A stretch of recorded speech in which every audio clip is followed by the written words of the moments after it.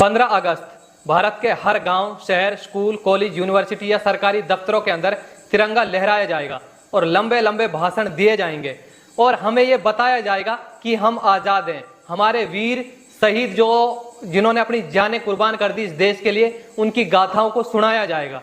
लेकिन इस देश के सामाजिक कार्यकर्ता, जो फ्रॉड सामाजिक कार्यकर्ता, मैं उनकी बात कर रहा हूं, और इस देश के नेता, वो इन लोगों की वीर गाथाओं को जरूर सुनाएंगे, लेकिन इनके आदर्शवादी सिद्धांतों को अपनी जिंदगी में अपनाएंगे बिल्कुल भी नहीं।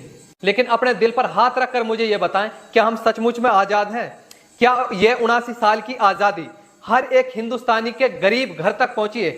सच तो यह बिल्कुल नहीं पहुंची।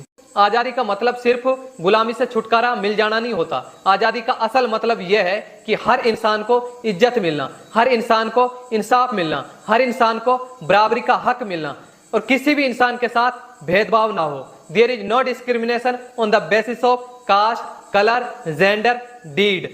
अब हम थोड़ा सा आ जाता है लॉ एंड ऑर्डर की तरफ। अगर हम भारत के लॉ एंड ऑर्डर को देखें, 79 साल बाद, आफ्टर 79 ईयर्स, तो भारत का जो लॉ एंड ऑर्डर है उसकी बहुत ही बुरी दशा है, बहुत ही बुरी कंडीशन है। और इसकी वजह से भारत को यूरोपियन या दूसरे मुल्कों में भी क्रिटिसिज्म का सामना करना पड़ रहा है। अगर हम थोड़ा सा महिलाओं की तरफ देखें तो महिलाओं पे इस मुल्क में अभी सबसे ज्यादा अत्याचार हो रहे हैं।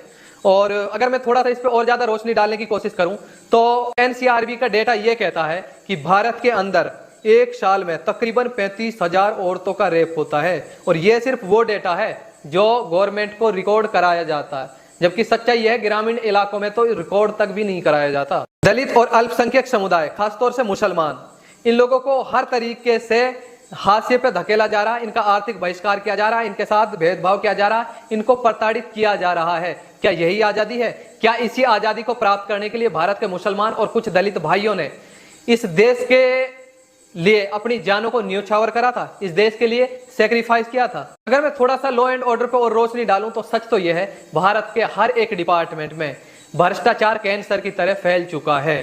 तो भारत का संविधान कहता है कि सभी नागरिक समान है, लेकिन आप लोगों को लगता है कि सभी नागरिक समान है। मुझे तो लगता है कि संविधान सिर्फ गरीबों के लिए बनाया गया एक टूल है। आजकल तो यही हो रहा है। तिरंगे को सलाम करना आसान है, लेकिन उसके 3 रंगों को निभाना बहुत ही मुश्किल काम है। आजादी का मतलब तभी पूरा होगा जब हर घर में रोटी होगी।